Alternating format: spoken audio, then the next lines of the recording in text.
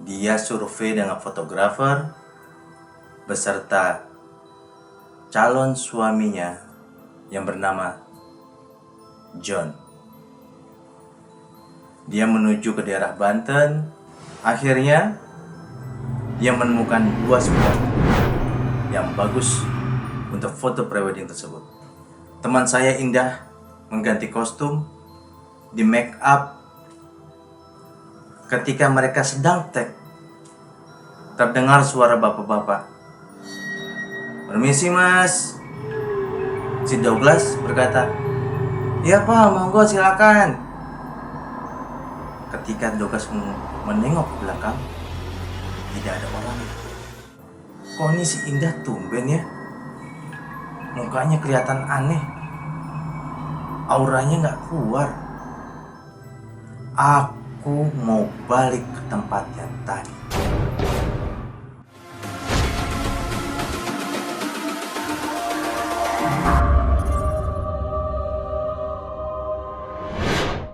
Assalamualaikum warahmatullahi wabarakatuh. Selamat malam.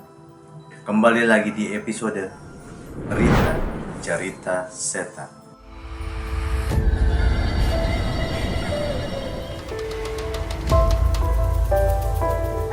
Kepada seluruh sahabat Q Misteri di luar sana, jangan lupa untuk like, subscribe, komen, share, serta nyalakan lonceng notifikasinya supaya tidak tertinggal episode-episode selanjutnya. Kali ini saya akan bercerita tentang foto prewedding membawa petaka. Cerita ini diceritakan langsung oleh teman saya yang mengalaminya ketika dia melakukan foto prewedding di suatu tempat di daerah Banten. Gimana ceritanya? Kita lanjut. Teman saya yang bernama Indah, pada waktu itu dia survei dengan fotografer beserta calon suaminya yang bernama John. Dia menuju ke daerah Banten untuk mensurvei tempat untuk foto prewedding. Akhirnya dia menemukan dua spot yang bagus untuk foto prewedding tersebut. Selang seminggu, mereka bersiap-siap, terdiri dari dua fotografer, dua kru make up beserta kostum, dan teman saya Indah serta calon pengantin prianya Joni. Mereka berjalan pagi hari. Ketika mendekati spot untuk foto tersebut, hujan sangat besar, sehingga dia yang seharusnya mengambil foto di tempat tersebut pindah ke spot yang kedua, yang posisinya lebih jauh. Di sana dia mengganti kostum, dan kebetulan di spot kedua suasana cukup mendukung. Teman saya Indah mengganti kostum, di make up. Ketika mereka siap, mereka diajak untuk foto prewedding. Diambillah spot-spotnya, tetapi fotografer yang pertama yang bernama Douglas, dia berkata, "Kok ini si Indah tumben ya? Mukanya kelihatan aneh. Auranya gak keluar." Dia bertanya kepada fotografer yang kedua yang bernama Edo. Dok, lo fotonya gimana hasilnya? Foto gue kalau yang cowoknya sih oke. Yang ceweknya ini loh, gue nggak tahu. Kadang backlight, kadang mukanya itu kelihatannya, pokoknya nggak enak dilihatnya. Coba. Kita coba lagi sekali lagi. Dicoba sekali lagi, hasilnya pun juga tetap sama. Di Edo dan di Douglas, hasilnya juga tetap sama. Si Indah, auranya tidak keluar. Akhirnya mereka mencoba untuk pergi ke spot yang pertama, yang tadi awalnya hujan deras. Ketika sampai sana, cuaca cukup bersahabat, walaupun sedikit mendung. Tetapi anehnya, teman saya si Indah merasa tidak nyaman di spot tersebut. Dia merasa ragu. Ini cuacanya kayaknya rada aneh deh. Kita bisa tunggu dulu nggak? Kalau nggak, kita bisa tunda dulu lagi nggak? Karena kita belum dapat hasil yang maksimal. Tapi kebetulan si calon prianya, si Joni, dia berkata, kita harus ngambil saat ini juga, karena kita tidak ada waktu.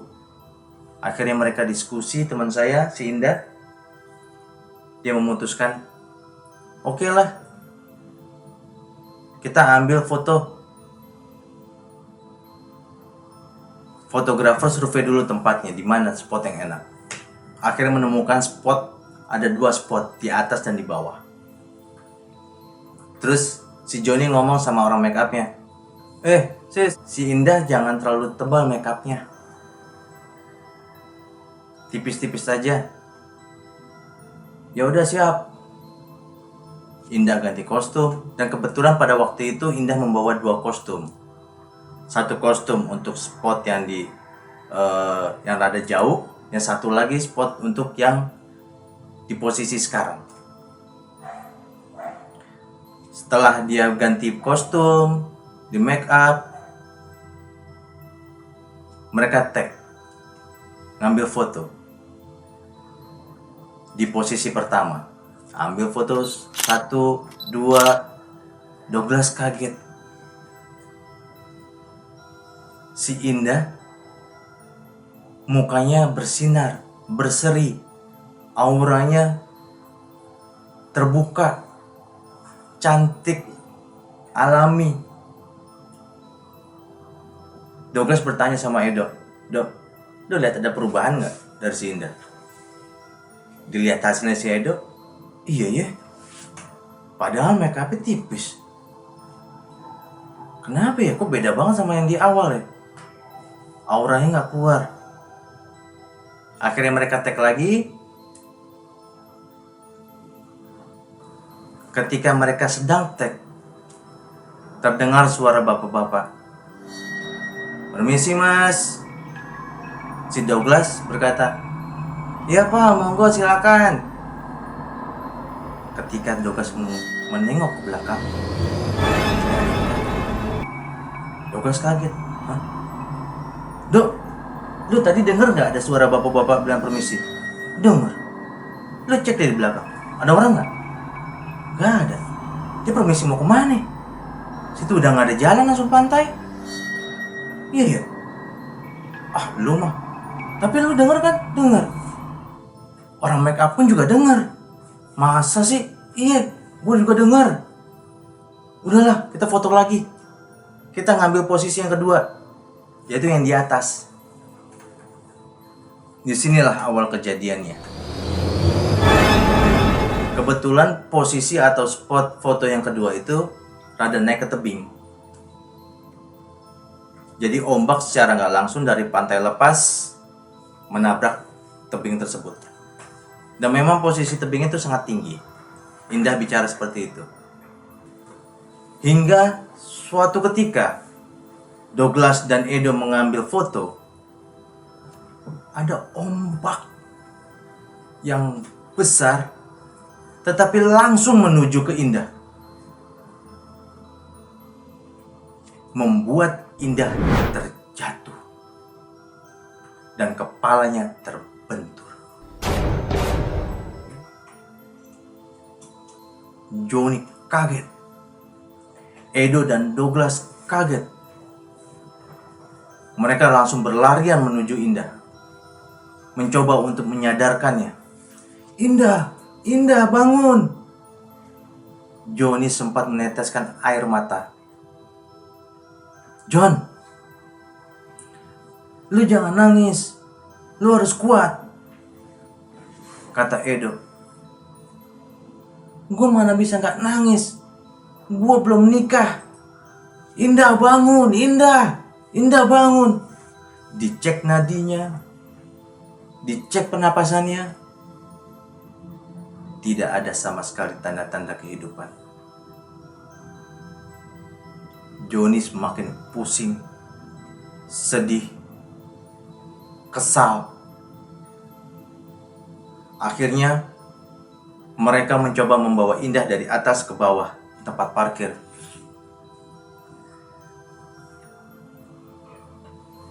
Dan Edo berkata, ini ada hal yang aneh. Coba lo bayangin, mana ada ombak langsung bisa menuju ke situ. Itu posisi tinggi, bro. Pasti ada sesuatu. Si Johnny ngomong, lo jangan pikir macem-macem deh. Suatu hal pasti bisa terjadi. Mereka bersikukuh, Edo sama Johnny. Enggak, ini pasti ada sesuatu nih. Udah, lo daripada berdebat, kata Douglas, mendingan kita coba diselamatin gimana caranya supaya Indah bisa sadar. Akhirnya si Edo merasa tidak puas. Dia bicara, yaudah, gue mau coba cari orang pinter. Gue coba tanya sama penduduk sini. Ya udah, lu cari aja orang pinter. Gue mau ke rumah sakit, kata Johnny. Akhirnya Johnny membawa Indah bersama Douglas menuju rumah sakit. Sedangkan orang make up dan Edo masih ada di posisi bertanya untuk orang pintar. Mereka berpisah. Jarak antara lokasi dengan rumah sakit itu kurang lebih 1,5 jam. Selama perjalanan, Johnny menangis, Johnny kesel, Johnny coba mengecek keadaan Indah, tapi tetap tidak ada kehidupan, tidak ada nafas, tidak ada denyut nadi. Edo dan tim make up akhirnya pergi ke tempat orang pintar yang posisinya tidak terlalu jauh dari lokasi. Ketika Johnny sampai rumah sakit di UGD, perawat, dokter mengecek, tidak ada nafas, tidak ada nadi, mencoba gimana caranya supaya Indah sadar. Dan ketika sedang mencoba, Indah terbangun dan langsung berteriak, "Aku mau balik." Orang-orang pada kaget. Johnny, calon pengantin prianya, bingung antara senang, kaget, dan takut. Karena dia tahu bahwa Indah tidak seperti itu. Indah selalu berteriak, "Aku mau balik, aku mau balik." Dokter lepas tangan. Perawat lepas tangan. Dokter dan perawat meminta untuk Johnny dan Douglas, silakan bawa pasien ini. Kita tidak bisa berbuat apa-apa. Akhirnya Douglas mencoba memberanikan diri. Maksudnya apa? Kamu mau balik? Aku mau balik ke tempat yang tadi. Akhirnya Douglas berpikir, ini benar perkataan Edo. Pasti ada sesuatu. John, kenapa Dok? John, gue Douglas. Maaf Douglas, maaf. Gue lagi melamun, gue gak sadar. Gue kaget. Indah bisa bangun tetapi ini bukan seperti Indah. Lo ngerasa gak ada yang aneh? Iya. Apa kata Edo benar ya? Coba lo telepon Edo. Akhirnya Douglas mencoba telepon Edo. Dok, lo ketemu orang pintarnya? Nih gue lagi menuju ke sana. Ya udah, tunggu gue ya. Gue, Joni sama Indah mau ke tempat lu. Gue nyusul. Lu Sherlock ya. Yeah. Akhirnya Joni, Indah, dan Douglas menyusul Edo ke tempat orang pintar tersebut. Selama perjalanan, Indah meronta-ronta. Posisinya Indah bersama Joni di belakang. Douglas sendirian di depan. John, lo pegangin Indah. Dia mencoba kabur tuh. Iya. Dipegangin. Semakin dipegang keras, semakin keras pula dia memberontak. Gua mau balik. Sampai ada bekas cakaran di tangannya Joni. Selama perjalanan dari rumah sakit menuju orang pintar itu, banyak sekali hal-hal yang tak terduga. Seperti dilempar batu mobil, kaca depan retak, ketemu kayu di jalan, hingga akhirnya ketika memasuki perkampungan, ada bambu yang menghalangi. John, kata Douglas, kita gak bisa lewat, John. Apa-apaan sih lo gak bisa lewat? Lo jangan macem-macem deh, Douglas. Lo lihat di depan. Itu ada bambu yang ngalangin kita jalan. Yang bener lo. Iya. Lo pindahin gitu. Gak mau, lo aja. Lo pindahin. Itu kan calon lo. Akhirnya Joni memberanikan diri. Dia membuka pintu mobil pelan-pelan sambil melihat.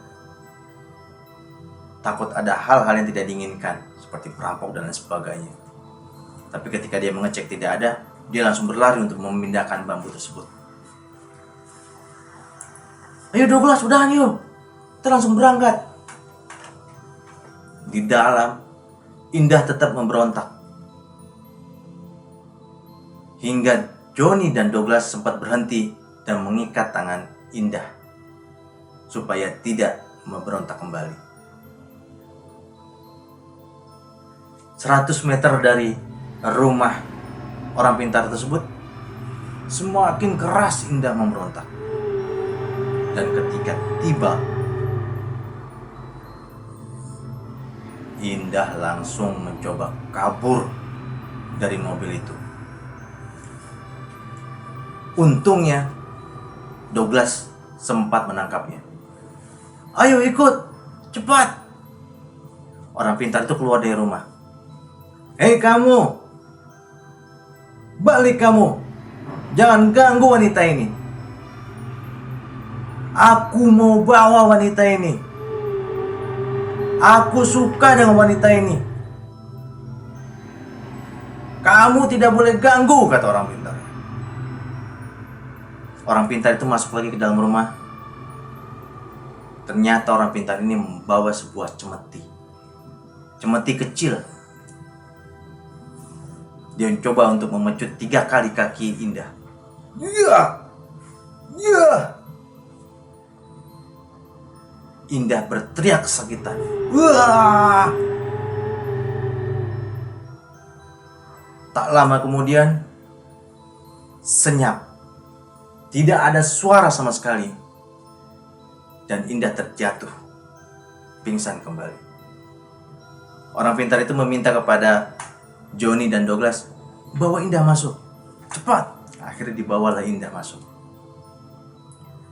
Dikasih teh manis hangat supaya segar. Diajak ngobrol. Disitulah Indah mulai sedikit sadar. Aku di mana? John, aku di mana, John? Sudah, kamu sabar dulu, kamu sabar, kamu tenang. Kita semua ada di sini kok. Iya, tapi aku di mana? Aku kenapa? Aduh, kenapa kakiku sakit? Kata Indah. Nanti aku ceritakan, kata John. Setelah beberapa menit kemudian, Johnny bercerita, kamu ketika ambil foto yang terakhir, ada ombak yang menerjang, dan kamu mati. Hah? Aku mati? Iya, kamu mati. Aku tidak merasakan denyut nadi kamu. Aku tidak merasakan nafas kamu. Indah, sini. Indah, sini. Ikut sama saya. Saya pun ragu. Ini Johnny apa bukan? Tapi kok kayak Johnny? Akhirnya, tak lama kemudian, orang pintar itu bercerita, saya tahu siapa yang manggil kamu.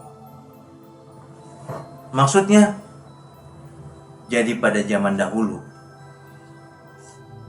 tempat yang kalian gunakan untuk foto prewedding pernah terjadi sebuah petaka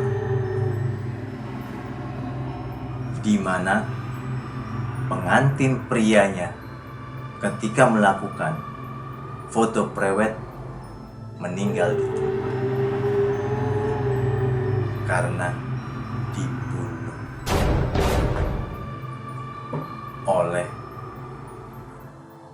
pria lain yang mencintai calon istrinya. Jadi Indah dibawa dengan arwah gentayangan yang meninggal itu, kata Johnny. Iya, dia meminta pasangan pengantin wanita untuk mengikutinya. Tetapi sekarang arwah itu sudah kembali. Sahabat Q Mystery, teman saya Indah menceritakan hal ini dengan mata berkaca-kaca kepada saya. Kepada seluruh teman sahabat Q Mystery di sana yang memiliki cerita misteri menarik, bisa kirim melalui email atau via DM di bawah deskripsi ini. Dan jangan lupa untuk nyalakan lonceng notifikasi serta like, share, komen, serta subscribe channel kita. Q Mystery, everyone has story.